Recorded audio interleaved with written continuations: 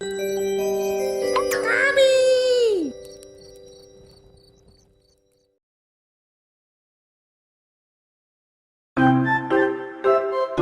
kelahiran Nabi Muhammad Shallallahu Alaihi Wasallam. Mekah yang semula hanya ditinggali oleh Hajar dan Nabi Ismail, seiring dengan berjalannya waktu, berubah menjadi sebuah negeri yang besar. Berkat doa Nabi Ibrahim, negeri itu sungguh mendapatkan berkah dari Allah. Masyarakatnya hidup dalam kecukupan dan sejahtera. Beribu-ribu tahun kemudian, Mekah berubah menjadi negeri yang sangat kejam. Sebagian besar masyarakatnya mulai melupakan ajaran agama yang benar dan berganti menyembah berhala-berhala yang mereka ciptakan sendiri.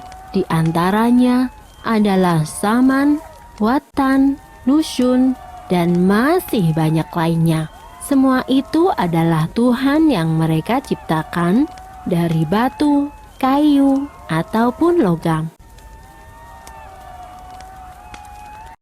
Kaum Quraisy menganggap harta adalah segalanya. Bagi yang memiliki harta paling banyak, dialah yang akan menjadi pemimpin. Demi mencapai kehormatan dan kedudukan, mereka menghalalkan segala cara. Karena itu pula, mereka seringkali terlibat dalam perselisihan dan kadang-kadang menimbulkan perang antar saudara. Bukan hanya Tuhan mereka saja yang berubah, sifat dan perilaku masyarakatnya pun juga berubah. Kaum Quraisy yang secara turun-menurun menguasai Mekah dan Ka'bah mulai membentuk kelompok masing-masing. Mereka sangat berkuasa dan kaya raya. Namun kekayaan itu mereka dapatkan dengan cara yang tidak halal. Merampok, memeras rakyat kecil, berjudi, curang dalam berdagang, dan perbudakan yang sangat kejam. Zaman di mana kaum Quraisy hidup dengan cara yang kejam disebut zaman jahiliyah. Pada zaman itu, ada seorang wanita soleh bernama Aminah. Suaminya bernama Abdullah. Pada saat Aminah mengandung, sang suami jatuh sakit dan akhirnya pun meninggal dunia. Aminah merasa sangat sedih karena harus hidup sendirian. Pada suatu malam, ia bermimpi melihat bulan jatuh ke pangkuannya. Menurut ahli tafsir mimpi, kelak anak yang dikandung oleh Aminah akan menjadi orang yang dihormati. Mekah dan Ka'bah semakin ramai dan berkembang. Orang dari segala penjuru selalu berkunjung ke Mekah untuk beribadah dan juga berdagang. Kemajuan Mekah membuat Abraha, seorang gubernur di Yaman, merasa kesal. Ia telah membuat rumah ibadah yang jauh lebih besar dan lebih megah daripada Ka'bah. Namun, tidak ada satupun orang yang mau beribadah ke Yaman. Abraha lalu memerintahkan agar semua pasukannya bersiap-siap. Mereka akan menyerang Mekah dan menghancurkan Ka'bah. Abraha dan pasukan bergajahnya menyerbu Mekah dengan penuh kesombongan.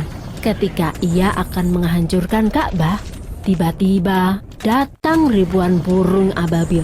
Burung-burung itu membawa batu-batu berapi dari neraka. Kemudian, batu-batu itu dilemparkan ke arah pasukan gajah Abraha. Dalam sekejap mata, pasukan Abraha berhasil dikalahkan dan Ka'bah pun dapat diselamatkan. Tahun itu kemudian disebut dengan Tahun Gajah. Pada Tahun Gajah itu pula, Aminah melahirkan putranya. Ia memberikan nama Muhammad, sebuah nama yang tidak lazim untuk anak-anak kaum Quraisy. Ialah Nabi Muhammad, nabi terakhir yang diutus oleh Allah. Ia dilahirkan pada hari Senin, 12 Rabiul Awal, Tahun Gajah. Selesai. Sumber dalam Al-Quran terdapat dalam surat Al-Fil ayat 1-5 yang artinya, Apakah kamu tidak memperhatikan bagaimana Tuhanmu telah bertindak terhadap tentara bergajah? Bukankah Dia telah menjadikan tipu daya mereka untuk menghancurkan Ka'bah itu sia-sia? Dan Dia mengirimkan kepada mereka burung yang berbondong-bondong, yang melempari mereka dengan batu berasal dari tanah yang terbakar. Lalu Dia menjadikan mereka seperti daun-daun yang dimakan ulat.